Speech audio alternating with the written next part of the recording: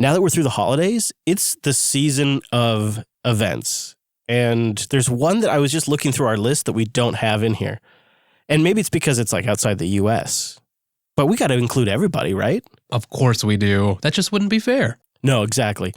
OggCamp 2019, that didn't make our list for this week's episode. It's going to be in Manchester, October 19th. Geez, that's like forever from now.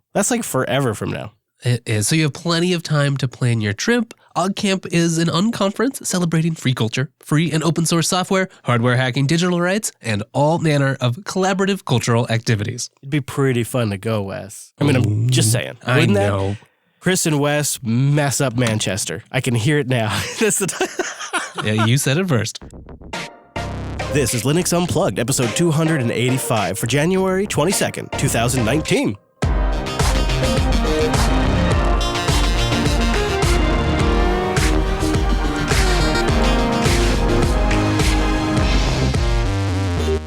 Hey there, and welcome into Linux Unplugged, your weekly Linux talk show that's all over the world, recording live, and mostly has its crap together. My name is Chris. My name is Wes, and speak for yourself, Chris. Hello, Mr. Payne.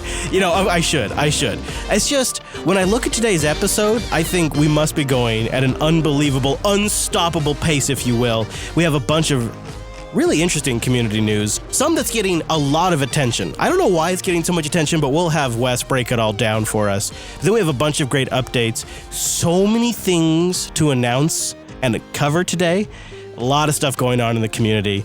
Then we'll chat with someone, an individual, one crazy person out there who hopes to make the next design tool for Linux to build applications, not just for Linux, but for other operating systems as well. And it's one of those tools that when you talk to developers, Linux desperately needs. And the plan to fund this thing is rather unique and seems like they could actually pull it off. So we'll bring on Alex, the main developer and originator behind this idea, and see what he has planned. Then, in the second half of the show, it's undeniable that open source is facing a new quote-unquote headwind. Yeah, there's your business speak for you. And it's obvious when you look at things like the recent MongoDB relicensing, AWS's announcement of DocumentDB, which is a MongoDB ripoff, and so many other things that open source projects that are server-side projects that were hoping for some significant funding once they grew to a certain size are being replaced by commercial products that offer all of the wonderful benefits of these commercial products and none of the openness. And it's a massive problem that's actually impacting the way these open source projects get funded. So we'll talk about that, and I'll give you my first impressions of Ubuntu 19.04 Disco Dingo, which I've been running here for a few days.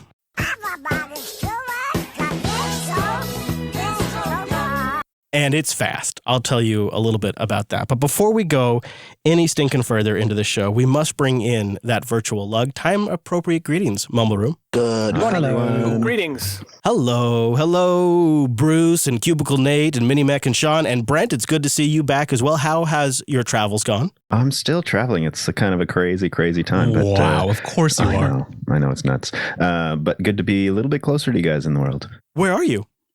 That's a great question. I'm currently in... That doesn't sound like you know, Brent, honestly. I'm starting to piece it together. I'm currently in BC, sort of like southeastern BC. Next week, I'm in Quebec City, and we'll see after that. Okay, I'm in Texas, and Wes is in Seattle, so it's a good spread. We got a good spread going here today.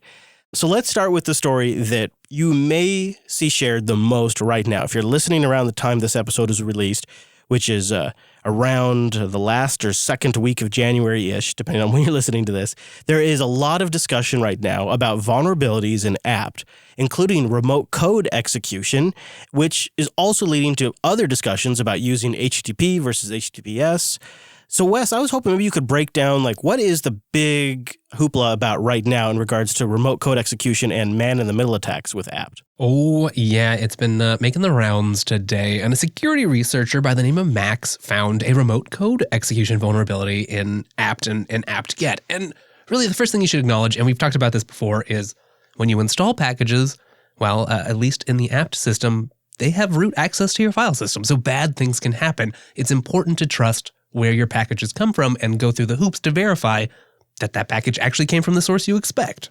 Now, combine that with the fact that by default, at least in Ubuntu and Debian, your system is generally not set up to use an HTTPS mirror, so just plain text over HTTP. Now, most of the time, that's just fine, right? As we said, there's usually at least checksums and almost always a GPG signature involved, so you can go check and verify that the package is valid. Yeah, so the actual packages, even if it's coming down over HTTP, the actual packages have signatures. Yes. Okay. So here's where it gets a little bit trickier. Now, internally, when apt runs, it has an internal helper for HTTP. So the main process sort of spawns it off and says, here's all the packages I'm working on, go do all the HTTP stuff. And then that process responds back over a socket to the main process with like, oh, here's the URL, or, there was a redirect, or 404, whatever the particulars of the transaction might be. What you didn't expect, though, is that, of course, it's an older utility and it's not a nice protocol with real data structures involved. No, it's just line delimited plain text. Yeah, exactly. And the HTTP helper doesn't really handle the redirects. It reports the redirect, and then the main process decides what to do, usually then issues a new request for wherever the new resource can actually be found after the redirect. There's like a multi-process architecture here where there's one part of apt that becomes aware of a redirect, it captures that, and then it delivers it to another part of apt, which then makes the decision? Yes. And also the helper is responsible for handling like unencoding, unescaping all the URL parameters, but it just blindly includes that in its output. It doesn't sanitize it. It doesn't make sure that it's carefully delimited. It just hands that right back to the main process. And so someone could sneak something in there, basically. Exactly. So if you construct a malicious URL in your redirect, you can basically tell the main process to go download any arbitrary package you want, which includes any arbitrary signature. And because, as we talked about, packages have root access, that's a remote code vulnerability. Okay. So really, it's a couple of things here. I mean, essentially, at the core of it, it's a man-in-the-middle attack, which perhaps something like using HTTPS would potentially help with. So even though the packages have signatures, doing everything over HTTP means that the things aren't getting verified as they would if they was using HTTPS, correct? Right. So yeah, basically there's two possible attacks, and one is a compromised mirror itself, right? Somebody takes over the mirror that you're using, and HTTPS doesn't help you there. You're kind of just screwed and your trust is broken. But the bigger thing, and the thing that HTTPS can protect against, is network attacks, things like BGP hijacks, or anytime someone is able to be a man in the middle, change your connection so that you are presented with someone who's not real. Now, if you've got an HTTPS connection, then you have a root certificate somewhere that presumably your man-in-the-middle attacker can't attack. Or at least it's a lot harder to do that than just to, say, put a man-in-the-middle between you and your corporate firewall. Okay, so what's going on here? Because I did a little looking around. OpenSUSE's zipper uses HTTPS. DNF uses HTTPS. Why is Ubuntu and Debian not using HTTPS? Seems like they should be. That's a good question. And it's kind of been quite the debate for a number of years. Now, of course, you can use HTTPS. It makes some things like easily setting up caches in between. It makes those things harder. So there are some downsides. And you might have less mirror selection, of course. But security really comes down to defense in depth. And so while most of the time signatures are enough, HTTPS can really be helpful. So it seems like, why not make that the default? You can still have HTTP available as a fallback. That's fine. Just let users have the most security right out of the gate. I think it's worth mentioning that this isn't just a theoretical threat. On March 9th, 2018, there was a report that a Turkish ISP had swapped the downloads of popular software with their own hosted spyware-infected versions. Now, this was mostly targeted at Windows users, so us Linux users don't really need to worry about it that much.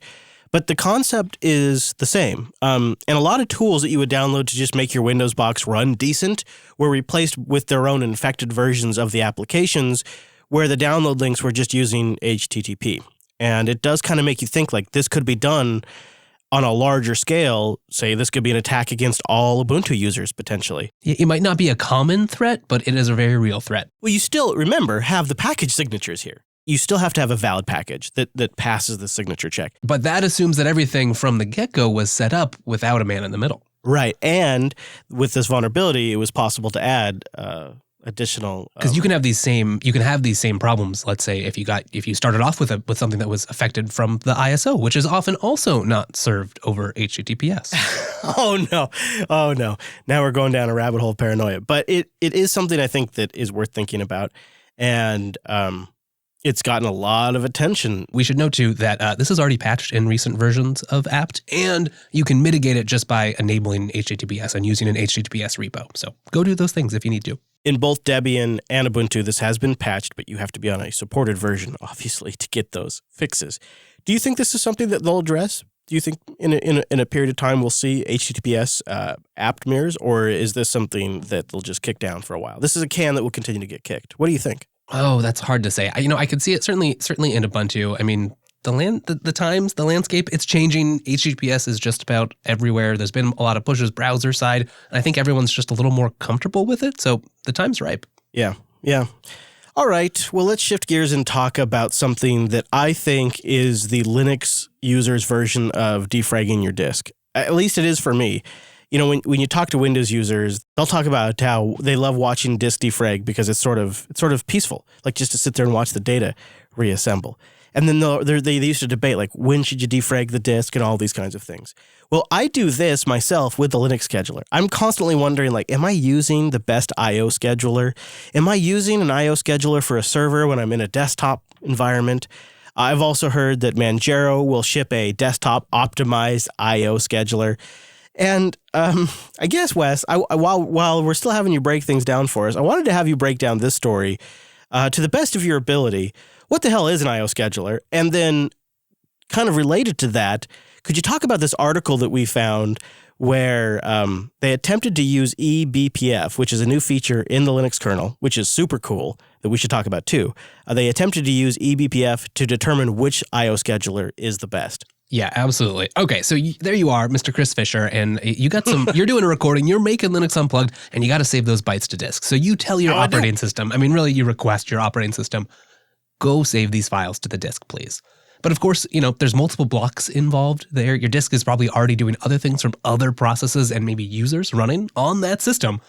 So you got to have a schedule, in this case, an I/O schedule. And that's basically the kernel takes the input blocks and the requests coming in and orders those, and then actually ships them out physically to the disk to go get written to disk through whatever firmware is involved with your fancy SSD. eBPF is a handy new feature that you see in modern kernels that does bytecode. So you get to write cool little programs that get loaded into the kernel, and the whole idea is to be able to instrument and get statistics on all the things happening in the kernel. Basically, think of it as the building block we needed to have dtrace-like functionality on Linux. This case, Fred over at Circonus, which is a monitoring company, well, he's always been curious, right? What is the best I/O scheduler? Because you've got a couple options here. You've got the completely fair scheduler. There's deadline. There's no-op. There can be more options in general, but those are the ones he's looking at here today. Right. There's got to be differences on your workloads, right? So eBPF is something that you can use. Circonus has their own monitoring agent, so he installs that on some Ubuntu systems. You wouldn't have to do that. They just happen to have a fancy eBPF plugin for it because eBPF is the new hotness, right? And that lets him make easy graphs. It sends it up to their service and he can, make charts and stuff.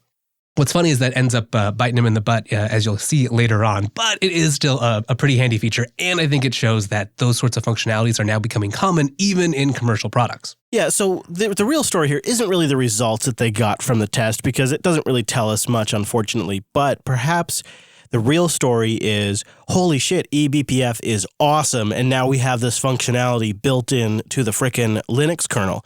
And people probably will be familiar with the Berkeley packet filter.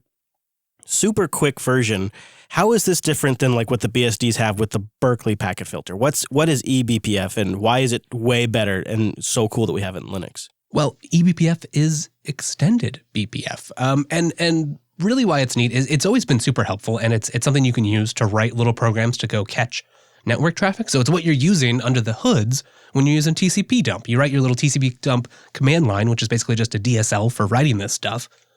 TCP dump under the hood compiles it into BPF, into bytecode, and then runs it against the network traffic. And then you can set up these really tight little routines to match only UDP traffic on port 53, for example. Yeah, and that bytecode is running inside the kernel. in a safe way. It's incredible. You can do a lot of fancy analysis to sort of prove, this won't loop forever and other sort of escape analysis. Yeah. And what's neat about it is that it's extended because it's not just for network stuff. You can load it all over the kernel. So you finally get access to a bunch of information that you couldn't do without manually instrumenting and recompiling your kernel before. I think that's a really important point to make there. It's not just about networking. In fact, we did a deep dive in TechSnap. Go to techsnap.systems/388. It's the one about eBPF. It's like a super competitive game-changing feature that's coming. Well, it's arrived. And it's so nice that there's really high-end hardware being built around this functionality now. And so it's not something that's probably on your radar, but it's such a cool thing that Linux can do now, and I really recommend you go check out that episode of TechSnap. But in the meantime, it appears it's getting easier than ever for Linux workloads on Windows 10. Now, the Windows subsystem for Linux has been around for quite a while, but it has one huge limitation, and that is it's actually lacking a functional Linux kernel. Now, of course, you could fire up an Ubuntu VM or a Debian VM or what have you in Hyper-V, but it's not quite as functional and as easy to script and control as you would, say, be able to fire up a VM on Linux. That's where Canonical's Multipass comes in, which today is coming out of private beta. And it looks pretty nice. Oh, yes. Multipass, at its core, is a service to manage Linux, and really, in this case, Ubuntu. Linux, Ubuntu, they're virtual machines running on Windows 10, but without the overhead of having to deal with Hyper-V yourself. Maybe, especially, I think, in our case, if you are a Linux user who might just have to use Windows 10 for some reason, for whatever job or particular workflow, but you still want your Linux. I'm not an experienced Hyper-V administrator. I respect it, but I don't know it very well. So Multipass is awesome. Right. It's sort of using Hyper-V as an implementation detail to just get really fast VMs fired up on a Windows box that you can now access and control from the command line. And once they're launched, a PowerShell user could fire off commands and scripts at Multipass and the VM itself, including like things that run inside the VM and applications that should be loaded and features that can allow you to scale up multiples of these or reproduce VMs for development purposes. Yeah, I mean, really, that's it right there. David Chalmers, a product manager over at Canonical, told the Register that that's exactly what Multipass is aimed at. Developers in a corporate environment. There's a lot of challenges to do. It's not a good workflow normally, right? You might have either a horrible command line experience that doesn't have like a full kernel and is sort of confusing, or you've got this full virtualized GUI, which again, is not what you want. It's nice to see Linux everywhere, isn't it? Like this is becoming the runtime. This is becoming the runtime of the enterprise environment. And that's why this is important. This isn't really at desktop Windows 10 users that want to play Steam games. This is designed for people in the corporate environment that want to use Linux as sort of a runtime that they can get everywhere. And you have all kinds of options now in Windows. It's sort of amazing. You have the subsystem for Linux, which gets you a pretty usable Linux environment. Now you've got these easy optimized Hyper-V VMs that are the graphical way to do this, where Microsoft has worked with upstream distribution creators like Canonical to make an optimized environment for Hyper-V, which gives you nice things like keyboard and mouse and copy and paste integration and alt-tabbing in and out, amongst other things. And if that's not your flavor, if you prefer to work on the command line and script and shell script things, you've got Multipass now. And it really is a sort of what works best for you kind of option on Windows. In this weird way, Windows 10 gives you ubiquitous Linux. You can have a window that has Ubuntu up, that has OpenSUSE up, that has Fedora up, and is running multiple types of different virtual environments all on Windows 10. There's no excuse, right? If you're a Windows user, you can have Linux in all or some of the ways that you like. We're looking at a kind of modularity here. It's Linux modularity on Windows, but what if this went even deeper? What if this went to the core of Windows itself? And that might just be what's happening thanks to what may go down as one of history's most ridiculous technology story leaks ever. Think about this in context. A massive story about Microsoft open sourcing core components of Windows itself. Windows itself. What are you talking about? That cannot be true. I know. And then, get ready for this part, it gets leaked by some mid-level employee who's just updating his LinkedIn profile. Because that is apparently what has happened this week. We've never talked about Windows Core before. It has been a rumor for a couple of years. I have heard it kicked around for a couple of years now, but we've never seen anything about it. And LinkedIn is advertised as a place where people can share their work experience, find jobs, and, mingle with their peers. And it's also, over and over again, a roundabout way to leak information about what massive corporations are working on, because one Microsoft employee profile mentions the, quote, open source components in Windows Core OS. Yeah, the profile in question is a security program manager tasked with managing, quote unquote, the security of Windows Core OS from malicious actors and code. Now that's a little confusing since Windows Core OS hasn't been announced yet. And that is the exact name of rumors that I have personally heard from people that would be familiar with the matter. So I'm a little confused because they were just rumors that I was dismissing until now. And that same security program manager then said, quote, that he improved the security posture of Windows open source components through initiatives that investigate vulnerabilities found and establish a process for redemption.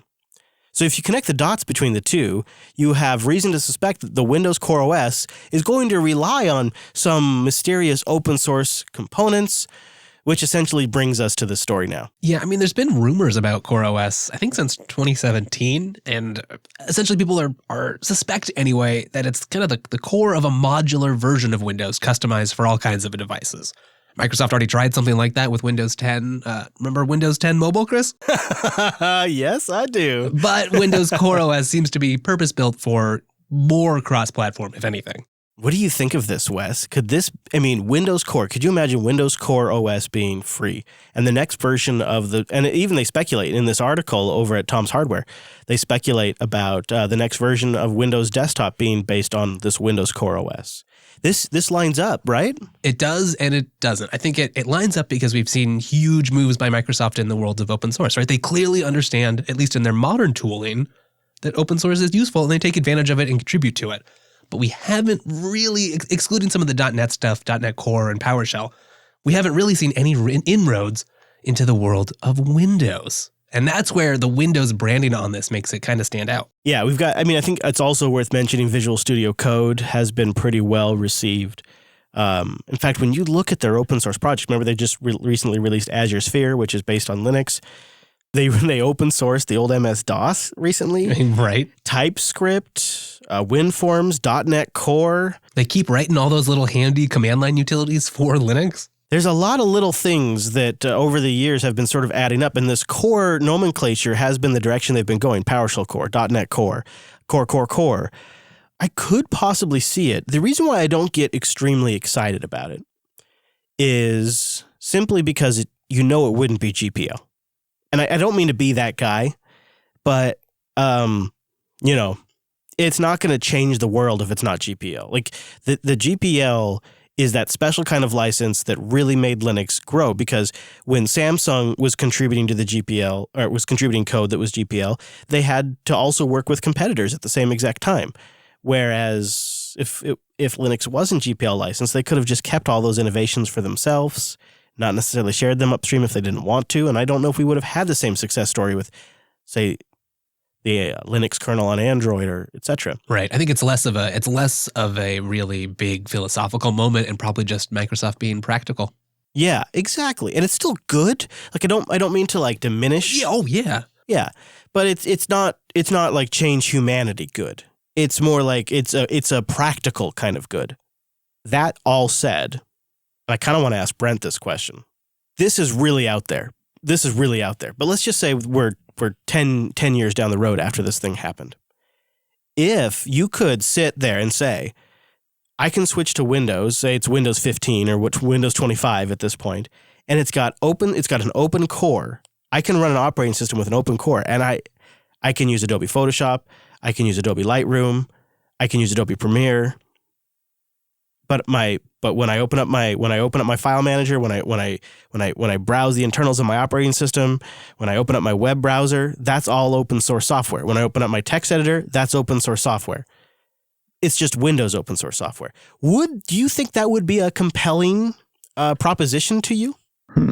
I'm throwing in my mind like, well, how is that different than the Linux I'm using currently, right? You can run proprietary software on the top. Right. And all the base is mostly open. The only difference here might be that it's going to be Win32 compliant. It can run Windows traditional software, I suppose, would be the major difference. That and the fact that it's a different type of license. Your Linux desktop is GPL software, where this might be, BSD, Apache, or some Microsoft license. Yeah, interesting. I think it would. I think it would hit some of my, partly some of my ideals. I mean, I know the difference in GPL is huge, but for some people, simply the idea that they can have open source and see it and modify it is enough. But I wonder. So maybe I'll throw a question back at you guys. What would be the advantage for some Linux users like us to have simply an open source Windows? And how would that be any different from a usability standpoint from what we have today? I don't think it is a net win. I don't know. I'm not fully convinced of this. LinuxUnplugged.com/contact changed my mind. I feel like if it's not GPL, then it doesn't really stand the chance of like the long-term, infinite time scale, humanity scale kind of contribution. Like when we talk about Richard Stallman and when he's talking about free software, I've never installed GNU/Linux. He's talking about keeping something from humanity. He's talking about making software code that is sustainable long-term by humanity versus something that is closed and proprietary and that doesn't advance humanity. And when you think about it in those larger long-term contexts, I don't see the net positive of it. Like a GPL desktop with a full GPL software stack could be around for 1,000 years. But a commercial operating system, even if components of it are open source, much like Mac OS, is inherently tied to the commercial whims and the ebbs and flows of the United States stock market. Like it's just not at the same scale. What do you think, Wes? No, I mean, I see what you mean, right? It's not going to take over the world in that way. It's sort of just incremental change, and it's nice to see, but probably we can all just stick to our wonderful world of Linux and our free and open source desktops. Yeah, I find that interesting. It's a nice to see, but doesn't really change that much, does it? It's kind of like something to talk about, but it doesn't really affect too much. Okay, well, we should probably stop at this point because this is all just rumor related to some LinkedIn stuff. But it just got us thinking about this kind of thing. You can never tell with modern Microsoft. It just makes you wonder. Right. Where's it going to go next? Like that is legitimately what it's at the core of the story is at this point, I think we're ready for anything, even Windows Core. And that even in itself really tells you something. Now, I think, also could continue this conversation into our next couple of major topics, including a application designer for Linux, as well as this whole S-storm around MongoDB, which we've been covering pretty diligently in Linux Action News, but I'll recap for you in a wider context that I think I'm a little concerned could affect the fundamental funding of future large-scale open source projects, because it just seems like we'd come to a new normal. And now all of that's out the window. But I want to do a little housekeeping because there's so many community events coming up that I want to make sure we have one episode right here where we really kind of bust through this stuff. All of what I'm about to tell you will be linked up at linuxunplugged.com/285. So let's bust through some of the things that are coming down the road. First up, extremely proud, happy, thrilled, excited to say that our live audio stream is now once again in working order and sounding better than ever. jblive.fm, you can plug that into your mobile web browser and it'll just start streaming. You can go into VLC, like Open Network, and plug in http://jblive.fm, boom, enter, and you're now streaming our audio stream. And Wes has been working on some cool stuff on the droplet to kind of like make it so that way, even when we're like at Linux Fest or when Alan's streaming BSC Now, it's all up in there. Is there any open source in any of that you're doing? Yeah, I mean, whatever we decide on, there's multiple interesting tools. They're all open source that we're using. It's kind of a hot race right now between a couple to see which will actually end up in production. The good news is they all work. They all sound great. And it means that if it's on jblive.tv, it'll be on jblive.fm. Yeah, and I'm just super happy with the way it sounds. We were very picky with where we went, and I think it sounds great. It took us a little bit to get there, but if you're on the road and we're doing like Linux Unplugged or something like that, just plug in jblive.fm and listen live. It's really nice. And also, just a little other bit of network-related housekeeping. Really very, very happy to announce that Jim Salter has joined Mr. Wes Payne as the full-time co-host for TechSnap. Oh, yeah. Yeah, you guys did. You just put out your first episode, episode 395, techsnap.systems/395, all about Let's Encrypt. You guys do a deep dive. I love it. It was great. Jim is great. I'm really excited for where this is going to go because he has a lot of experience, a lot of knowledge, and some great stories. So expect a lot more from the TechSnap program coming right up. Yeah, Jim's coming to Linux Fest too, so I'm excited to get to meet him in person. He's an author. He's a writer over at Ars Technica. He's been running Apache himself on his own hosted systems since FreeBSD 3.1. And he's been a fierce advocate of free and open source software since then. And he's published some books, he's published some work, and of course you can read him on Ars Technica. And he covers everything from Wi-Fi to NAS distributions and next generation file systems. And our favorite, WireGuard. Yes, he's just like you and me. He's a big WireGuard fan. So I don't think we could have found a better co-host for you. And that first episode is out. And go check it out, techsnap.systems/395. Go subscribe because they're going to a new fortnightly schedule, so it's not too much, but when they do an episode, it's information dense. And I loved it. All right, so I mentioned Linux Fest. We're going to Linux Fest Northwest, linuxfestnorthwest.org. It's April 26th through the 28th.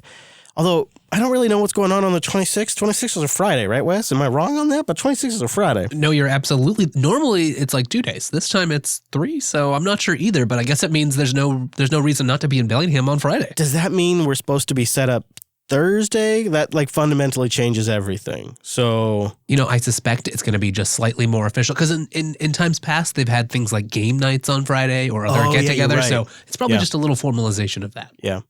It's going to be the 20th anniversary of Linux Fest Northwest, and we have a huge Jupiter Broadcasting crew. We have team members that you haven't even met yet, that we're still trying to get them on air so you can meet them.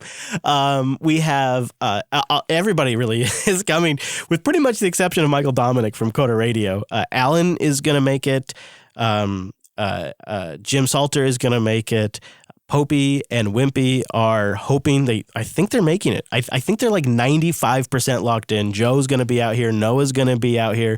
Wes will be there. Angela will be there. Like, it's going to be a huge, there's people I'm not even, because I could just sit here and go on and on. There's a huge crew coming, and we're going to have our Saturday evening parking lot barbecue outside of Lady Jupe's. Huge hit. I mean, how many people do you think were there last year, Wes? Oh, I don't know. It was 50 probably, maybe? yeah, probably right around 50, and it was a great time. People were coming and going and hanging out, and there was always someone new to meet, someone friendly to hang out with. I suspect there'll be a Levi friend again this year, too. You bet. Yeah, I've already talked to Emma at System 76 when you and I went out there to do the Thalio coverage.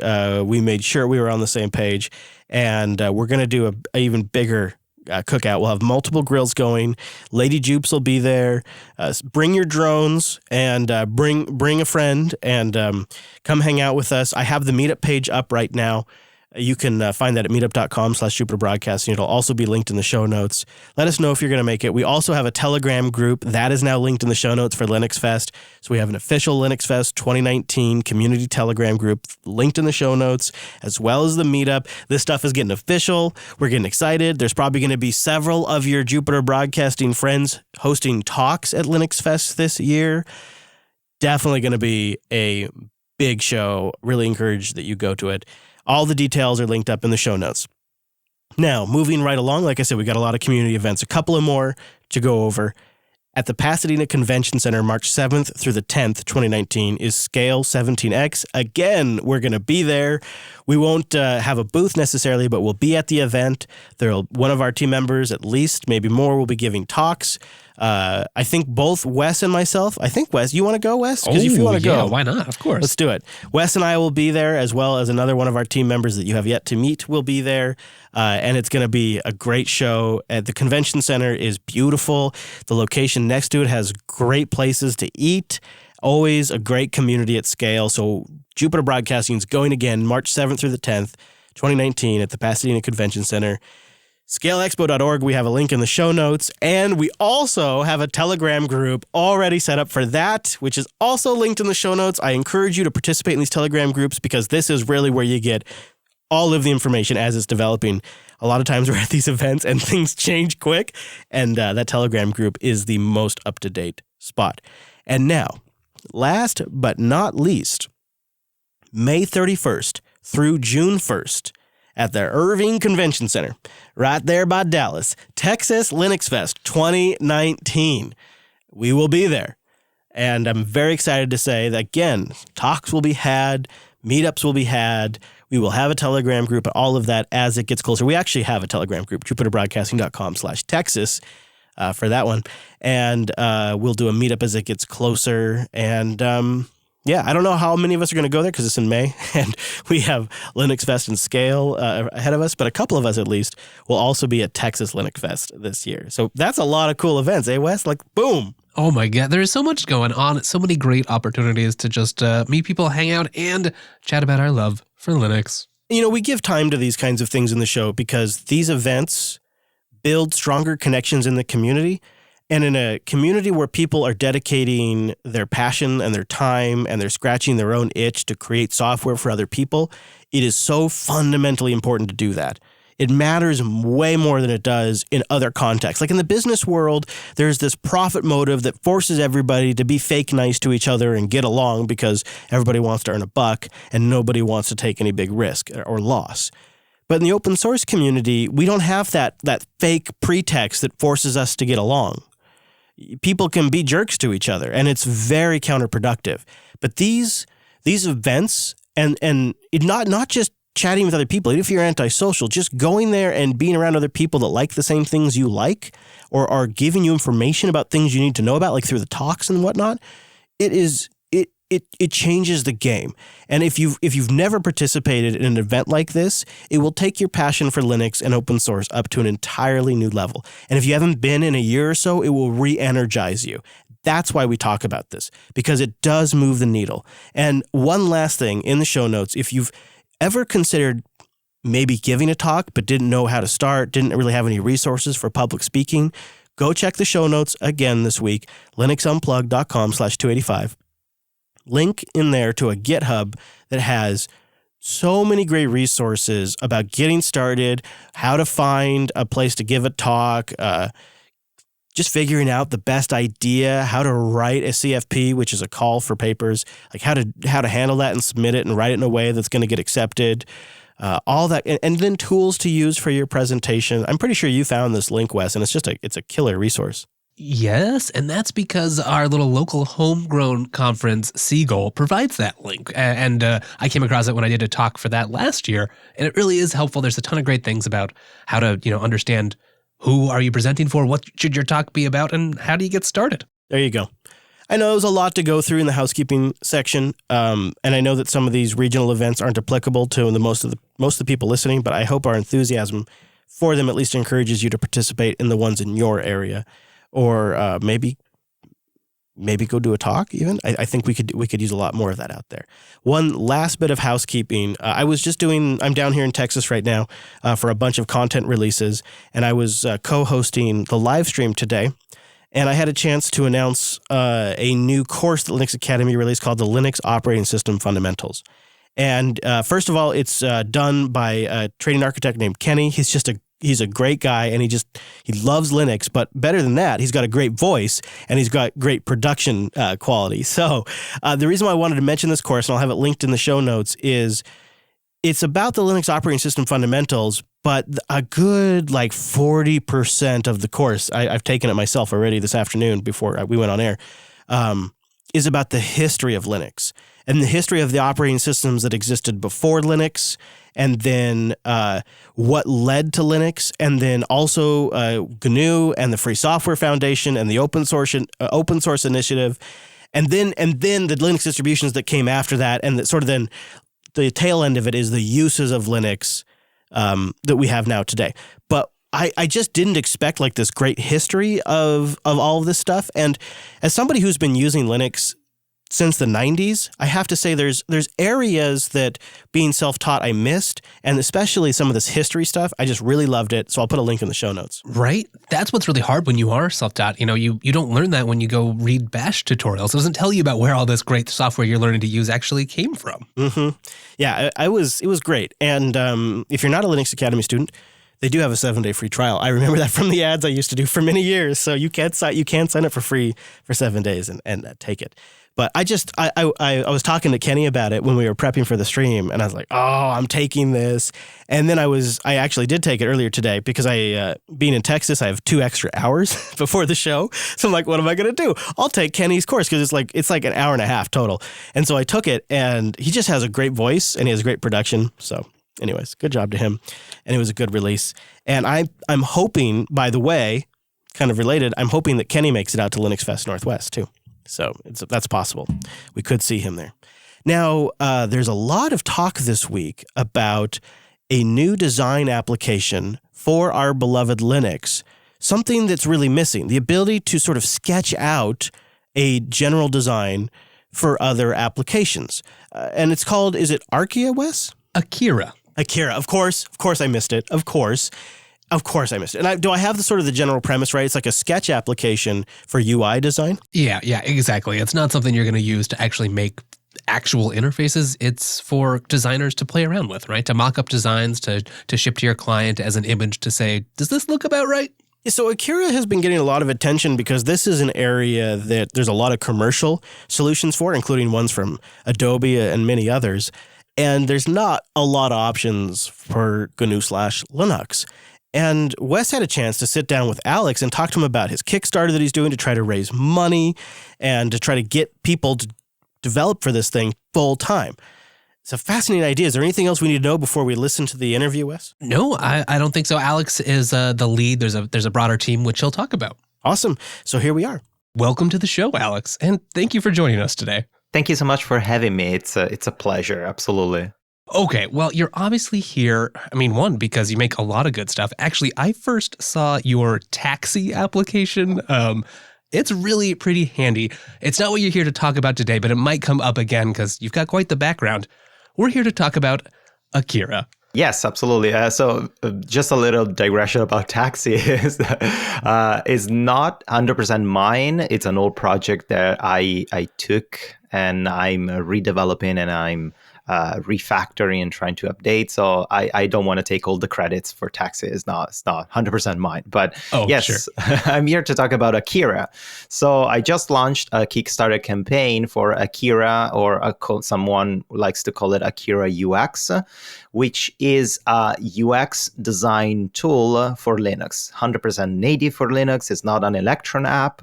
And UX design tools means that it's something similar to Sketch or Figma or Adobe XD that is not for creating GTK or Qt interfaces. User interface like code is not made to speed out code. That's a great point, right? So it's not like something like Glade or Qt Creator. It's not going to make a QXML file or anything like that for you. Okay, so what formats are we talking about here? If I'm going to be a user, what are we going to have as the output? Okay, the output, the name probably is going to be like .akira, like a custom extension, but it's just an SVG. Everything is going to be based on SVG. We want to go the route of having a custom extension because we're going to try to save the file with a JSON format in order to have version control baked into your file that you can activate or deactivate based on your necessity. So you can keep track of all the different versions of your file in the same file. You don't have to have a dedicated repository, or like the things that we used to do, having version 1 final, version 1 final _ reviewed, version 1 final, this is the actual final. All this kind of good stuff when you do some design for a long time for a client that is never 100% sure what to do. That's fascinating because, obviously on the development side, and you play in both these worlds, on the development side, version control goes back ages, but I don't see it as often in the design community, or at least not as standardized. Exactly. Sketch from the Sketch app application that it's currently only available on macOS has something like that, but it's terrible because every time you save something, like you move a square or you change one letter and you save the file, it resaves completely the entire file in itself. So you end up with having a Sketch file that even if you have just one single artboard, it weighs 4 gigabytes. Oh, wow. It's terrible. Yeah, it's really handy if you lose stuff and you can go back, but there's no way of manually controlling what you can what you can save, or if you want to pause the version control of this file and just activate it only if you have some major release or stuff like that. I'd say it's as a first approach of version controlling design, but it's not that great. That makes sense. Okay, well, let's pivot back to Akira then. And we were just starting to get there before I went down the other road of explaining just what you're targeting. So you'll be outputting in SVG. So Akira is for designing interfaces and then producing vector images that you then might go share with the people downstream who actually built the thing. Exactly. It's mostly for designers, which someone raised an eyebrows that, why developers cannot use it? Why? A lot of questions they were asked why Akira cannot generate code, because we already have those things. We already have those alternatives and those options. Something specifically targeting designers that they need to create just images they can share with developers or they can put on online and create presentations or do some quick mock-ups and prototypes. We don't have something like that right now on Linux. Oh, yeah, right. So, yeah, maybe you can talk a little bit more, because this is something you obviously know well as a professional and a Linux user. Can you talk a little bit about the pain of trying to have both of those things in today's world? Oh my God, it's terrible. Okay, so feel free to interrupt me because I can go on forever and I don't want to annoy everyone. But I've been doing development and design at the same time for more than 13 years professionally. So I was forced throughout my entire career to just use or Windows or macOS just because of applications. I tried in digital studios or creative agency that I worked in the past to go in and say, hey, let's not use Adobe, let's use GIMP to do our photo retouching. And everyone started laughing at me, not because those tools like GIMP, Inkscape, or Krita are bad tools. Those are amazing tools and they work great. But the problem is the workflow, is the user interface. You can, that's something that I always say, you can do a square gray, like a gray rectangle. You can build a gray rectangle in Inkscape, in GIMP, in Krita, in Sketch, Figma, it doesn't matter. It will always be a gray rectangle. But if you want to build a user interface with 20 different artboards and shared assets and design system and something that you can collaborate with other designers, your options are really limited, and there's nothing like that on Linux. So it's all about optimizing the workflow of designers with a modern tool that offers a modern interface. That's the main purpose. So making Linux a habitable platform for designers, so that you can have everything. You can have your cake, you can eat it too, and design all your applications, whether it's for another platform or for Linux natively. Absolutely. And also the main purpose is helping Linux being turning into a mainstream operating system that is not. Unfortunately, for how we want to wish that this is the year of the Linux desktop, it will never come if we don't have proper native alternative softwares that are comparable or even better than what are available on Windows and macOS.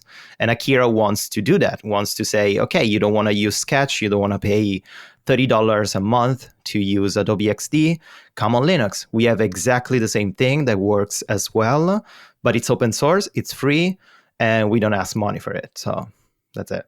So will Linux be the only targeted platform, or will someday I will be able to run Akira on my MacBook?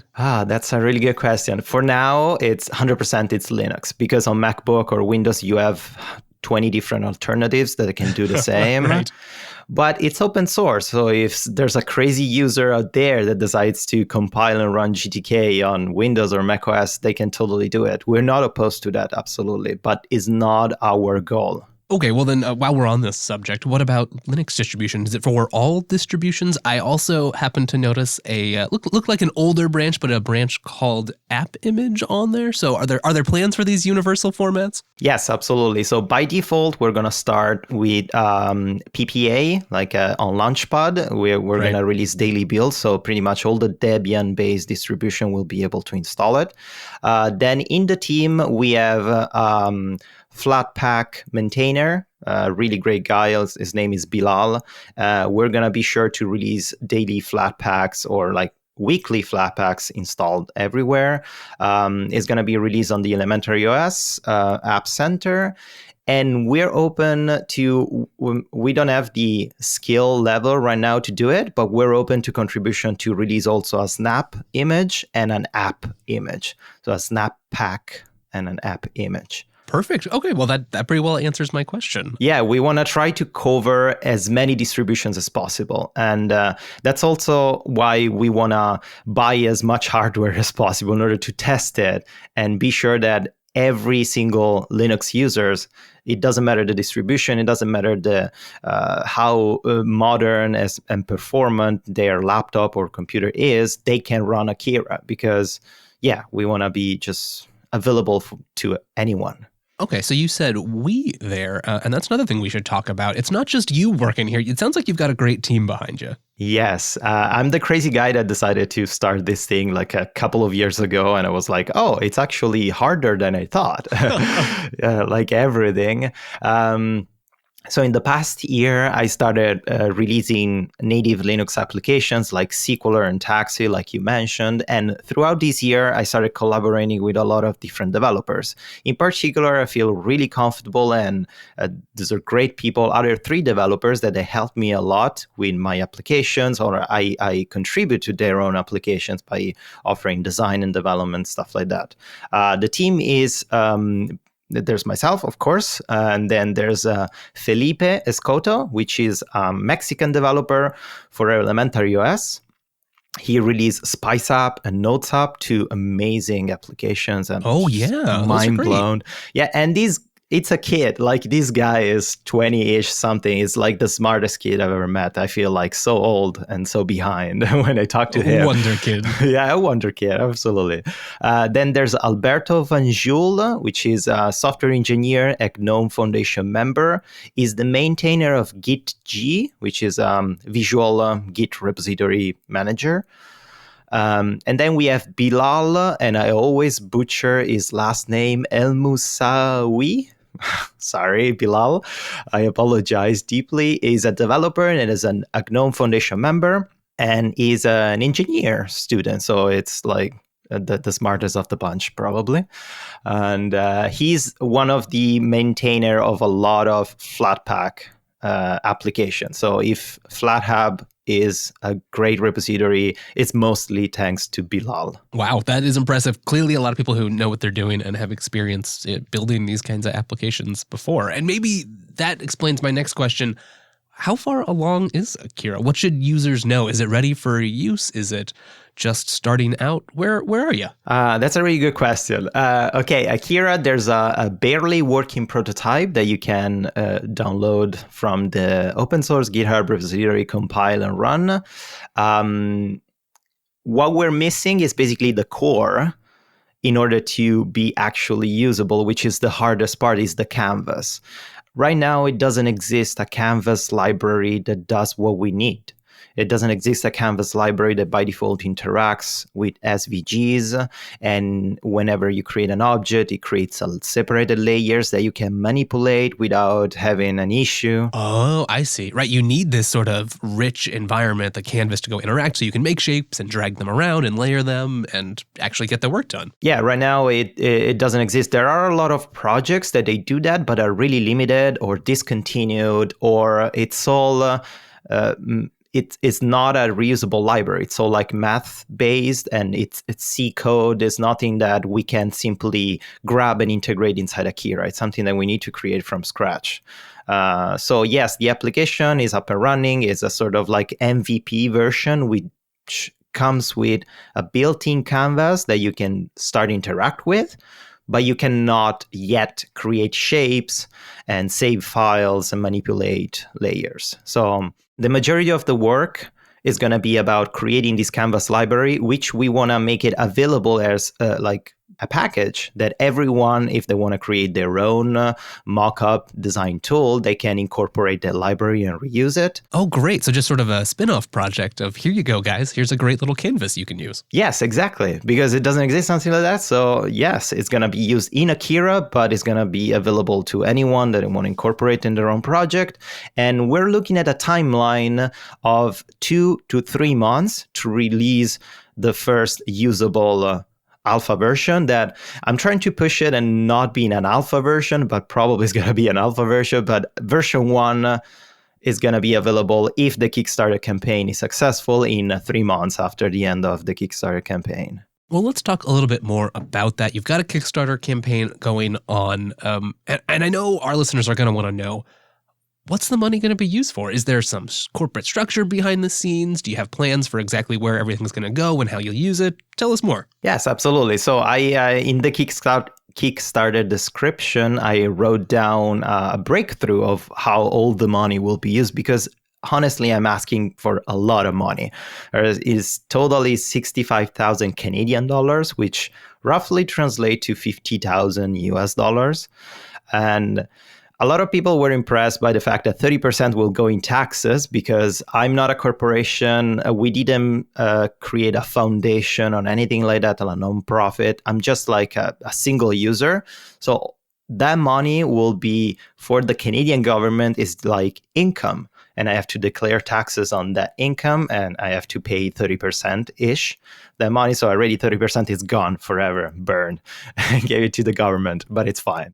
Then $22,000 will be used to hire these 3 developers for 3 months. That's the main purpose. I want to pay them as a full-time job so they can work on this 8 hours per day, 5 days a week for 3 months nonstop. Is the only way we can be able to deliver something like that. They cannot work part-time, 1 hour per day, or during the weekend. Right. They need time to focus if you're going to get good quality work out quickly. Absolutely. So I asked them their rates, and I'm going to cover the entire rate. And then we have an extra $20,000, which $10,000 will be to pay my my paycheck basically, and sustain myself for 3 months. So I don't need to, I can take some 3 months off of work, and I don't need to work. I can focus on Akira 100% as well. And the rest of the $10,000 will be used to buy hardware, because yes, every one of us has a laptop, but we just have one laptop that it's probably not the best. We don't have graphic tablets. We don't have 4K monitors. We don't have touchpad interfaces and all this kind of stuff that are standard in a professional design world. When you work in an agency, it's normal having a 4K or 5K monitor. It's normal having a Wacom tablet with a digital display. How good are those things currently working on Linux? Not that great. They work, but they're not the best. So having the ability to purchase that hardware and develop Akira since day one on that different hardware, or all those different resolutions and different input interfaces, will give us the ability to release Akira working in every single environment possible. Right. You won't have to just try to retrofit that functionality on down the stream later. You're going to be planning for it because you know professionals want to use it. Exactly. And how many times you use a project and you go into their repositories and there are issues like this doesn't work with my tablet, or this doesn't work with my laptop because I have this resolution. And the answer is sometimes, I'm sorry, I cannot test it because I don't have that hardware. Right. Yeah, exactly. Yeah, we want to try to avoid that. It's like, no, we cannot fix it because we don't know how to recreate the issue. So that's the main thing. On the Kickstarter page, there's a full breakdown of everything in percentages, all the money.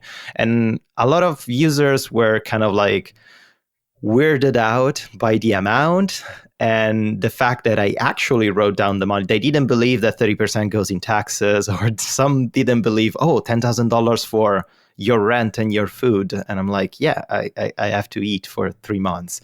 But I want to reiterate the fact that I'm not trying to get rich or buy a Tesla or, I don't know, get a bunch of money and then disappear.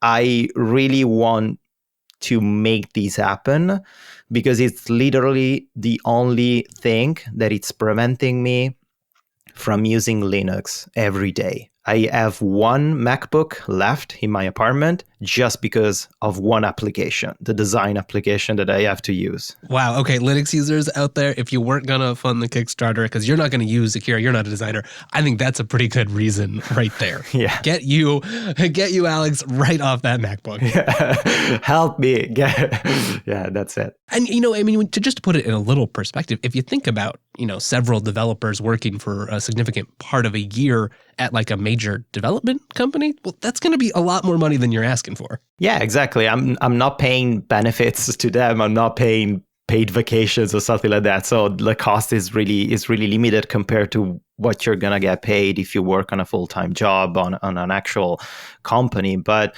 that's the amount of money. I wanted to be as honest and clear as possible, and I put the full breakdown of how I'm going to use the money.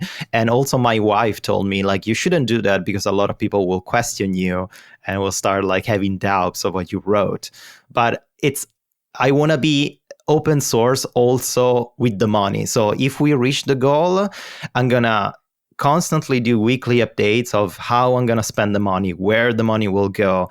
And of course, if I end up not spending all the money in taxes, or I can use the accountant to help me out to save something, all the money that I have left will be funneled back inside the application itself. We're going to set up some bounty sources to help other developers that want to contribute to get paid in order to work on Akira. So it's not to get rich or take some time off work and go on vacation. That's not the goal. That makes sense. I certainly wish you luck. I've actually already backed it, so I hope it goes through. Thank you. Yeah, and we'll have links to everything we've talked about in this interview in the show notes. Is there anything else you want the audience to know? Just one thing. Everyone, probably a majority of the audience, is on Linux, and in our entire life, we always found ourselves using an application and thinking, oh, this is great, but it doesn't do what I actually want. Akira wants to fill that gap. Akira, we want to give you the freedom of saying, I'm on Linux and I don't need anything else. I don't want Adobe to create a port for Linux of the Adobe Creative Suite because I don't need it. I'm fine with this. That's our goal. Professional caliber Linux design application. That could be the future of Akira. Yes. Where should people go to find more from you, Alex? Yes, there's my Twitter account, which is @alecad with 3D. And then I'm on YouTube. I do actually tutorials about Linux design and development because I don't like to sleep, but it's fine. And that's it, pretty much. I'm everywhere online. So people start to getting really annoyed by my online presence. Perfect. Well, thank you so much for joining us, and good luck. Awesome. Thank you so much for having me. Such a great idea, and I like how much Alex has this together. He's got a real plan of attack here, and as Linux users, we're often in this position of trying to decide, like, do I want to take a risk on funding this thing? Although I know that this is something we really need, it's good to It's good to hear Alex really seems to have it. We've debated a lot of kind of questionable Kickstarters over the years on this show. I don't think this is one of them. No, he seemed like he had it figured out. So I'm really glad you had a chance to chat with him. And we'll have a link to their fundraiser in the show notes. Probably worth doing if you're a developer, because I think it'd be an investment in a possible workflow. And, I like that he's thinking about multi-distro packaging, too. I think that's a good thing. I'm looking at our time here, and I'm thinking we're going to have to wait on the Ubuntu 1904 first look. I've been running it now since pretty much since our predictions episode. Oh, man, but you won't talk about it. I keep asking you off air, and you say, no, Wes, I'm going to tell you on air. And once again, no. Yeah, and I guess it's kind of good. It gives me more time. But I feel like by the time we finally get around to this, it's going to be just near release time. I just wanted to give a first look really at what's coming down the road for GNOME. It's for those of us that have had GNOME problems, there's a lot of good stuff in the works. So we'll talk about that in the future. But I wanted while it's still fresh, I want to take a moment and wrap up the show with this interesting challenge that I think is facing open source software. And I think what we'll do is we'll open it, and if we get some good responses, we'll conclude it next week. And if you followed Linux Action News, you know that recently MongoDB went through a series of changes in an attempt to relicense in a way that forced providers that are rehosting MongoDB to have to pay a certain fee, get a certain kind of relationship with MongoDB. And it's resulted in Red Hat and Fedora and Debian and other distributions deciding to no longer include MongoDB in the repositories because they believe that license conflicts with free software. And at the same time, another shoe has dropped, and that is that Amazon has released AWS DocumentDB, which is a straight-up competitor to MongoDB and even implements compatibility with MongoDB's API from the version right before they made the licensing changes. Do I have all that right so far, right, Wes?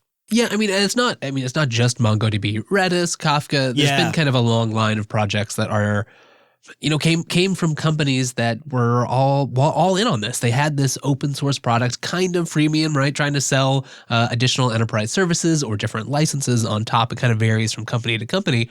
And then, the cloud behemoths came into the room, and it turns out everyone wants them to run the software for them. So how do you make money? Great idea, but now run it at scale is sort of what's happening. Oh, that open source project there, great idea.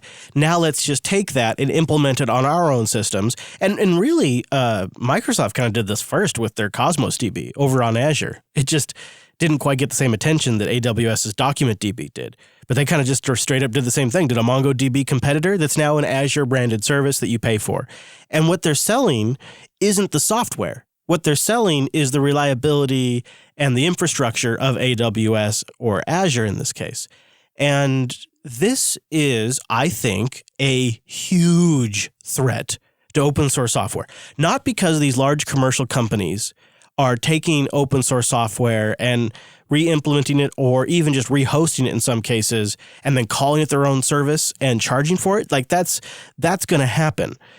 But in a much, much bigger picture way, it could fundamentally undermine how open source projects that need to build at a certain scale get funded. Kickstarters don't build MongoDB. Patreons don't build MongoDB. Large corporate VC-backed funding builds things that are at that scale. It's just the nature of the software industry.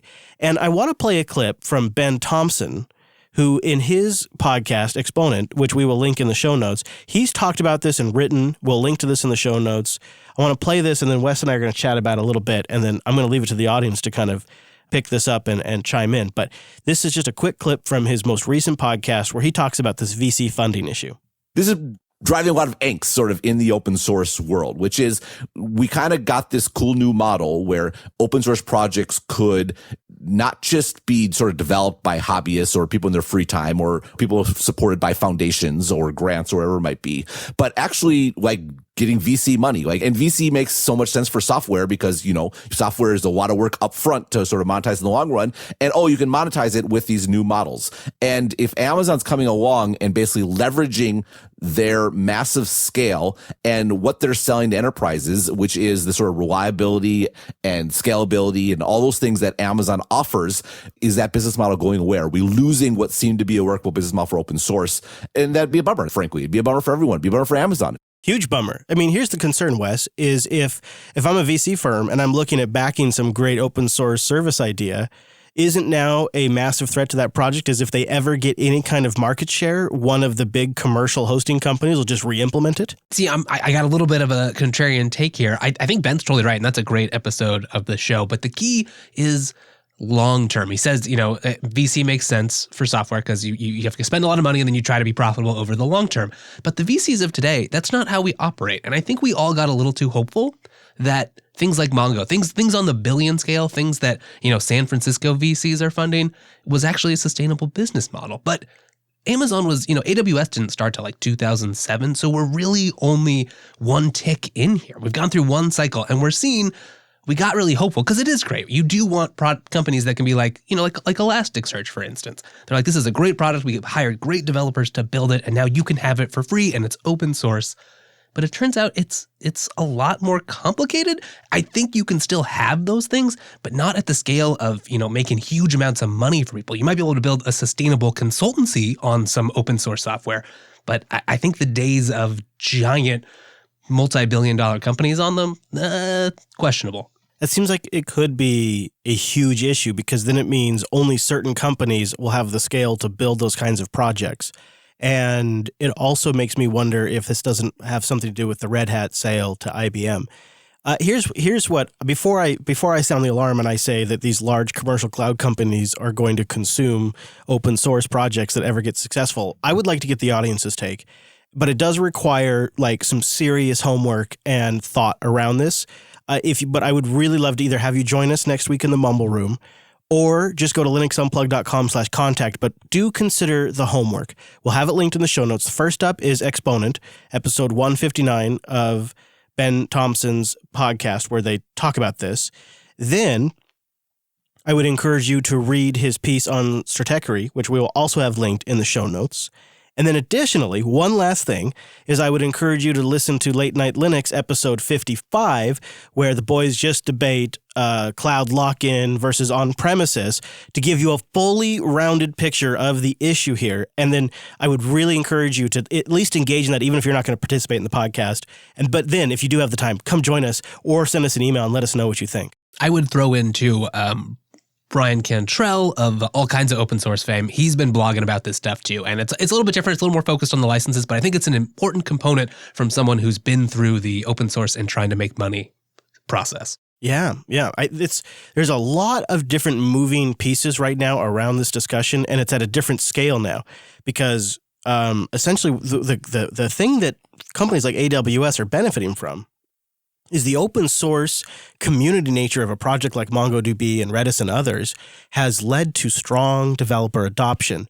But then that developer adoption is super beneficial for like creating applications that use that type of database. Like it's great for that. Right. You want to make it easy to just pull down a Docker container so that you can try it out if you're going to decide, I'm going to use this software in my new project. Yeah, maybe you're building a prototype or you're learning. And then when it comes time to put it in production for millions of users to bang on it and you want to tell your boss what system they should use, I mean, who's going to fire you for suggesting DocumentDB? You could go do your own bespoke implementation of MongoDB up on a VPS somewhere and manage it. But then who's on call? You? Yeah, and really, like if AWS has an issue, that's not on you.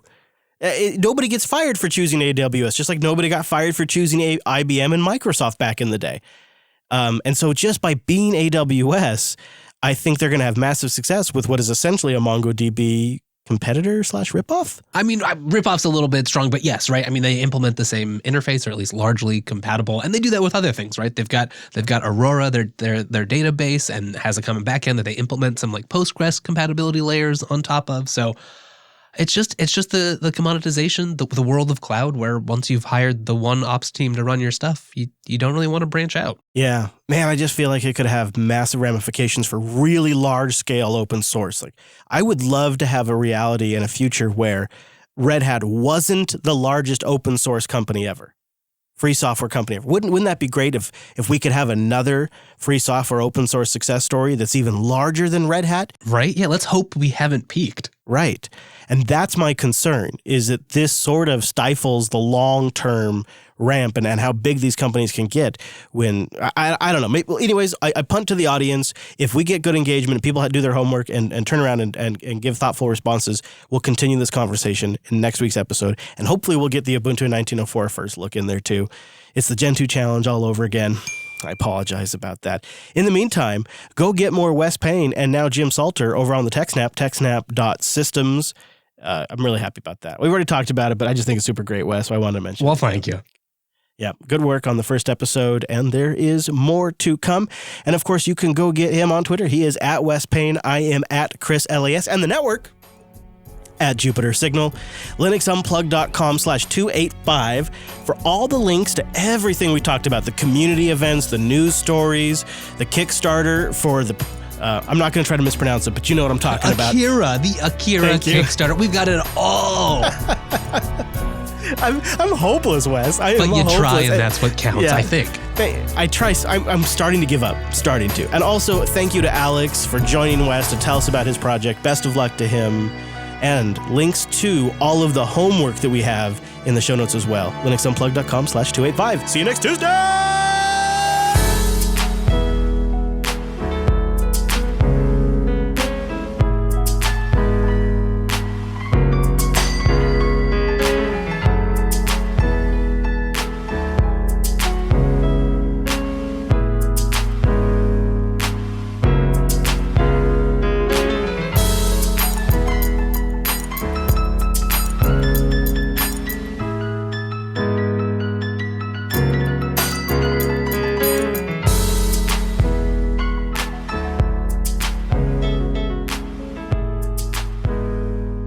The Unplugged program. Brent, I saw you were mentioning TideLift in the chat room. I don't, what is that? So it's a new open source company founded by some former Red Hatters. Oh. Okay. And it's backed by Red Hat's former CEO as well.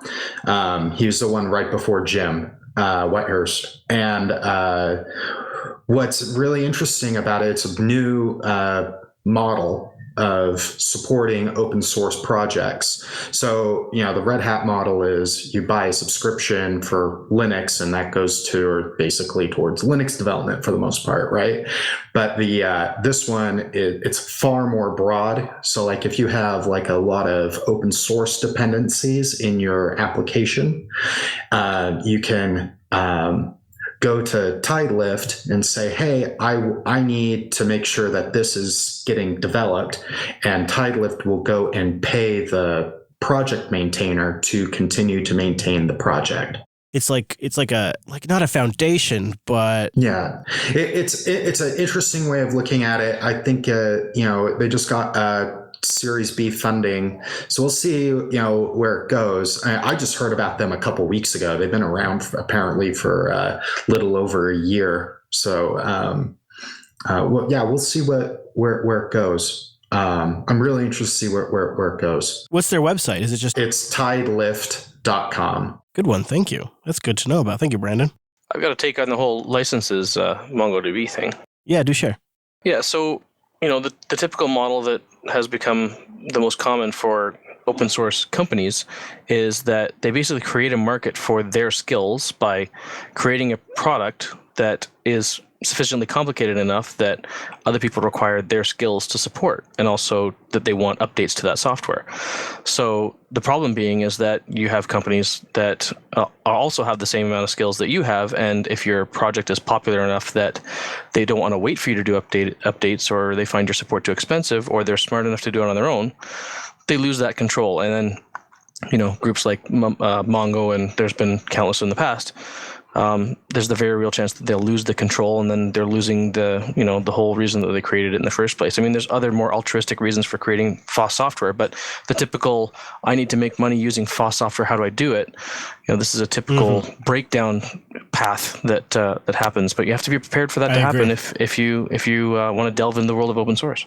I agree on all those. Yep. Every open source company has a cash flow issues, especially with getting people to buy their products because you can just go get it for free. I mean, Canonical could easily be larger than Red Hat if they could just figure out a way to monetize every Ubuntu license out there, every Ubuntu installation out there, right? But that's just not going to happen. Same with MongoDB. MongoDB would probably be huge, but people can just go run their software for free. So that's you got to figure out a better way of getting money in the hands of developers. I think that's the big problem is right. Yeah. You have to. One of the things that I always have to remind people is that software is not. It's people's time. It's people's. You can't, and they can't just keep working for free. Yeah, it's like the Venn diagram that's existed ever since 1990s when they started doing this stuff. Is there's software that's, or the triangle. You pick two of the three things. You can have it high quality. You can have it free, and you can't have both of them. If you want good quality FOSS software, you have to be able to pay the people that are making the FOSS software in order to create it well. Otherwise, it'll be slow. It'll be somebody working on their evenings and weekends. It's a fundamental competition between people who are quite happy to use stuff for free and not fund the development of it, and people who aren't willing to just spend all their time doing nothing and not eating and not living in a house developing software for you. And the value of this is negative.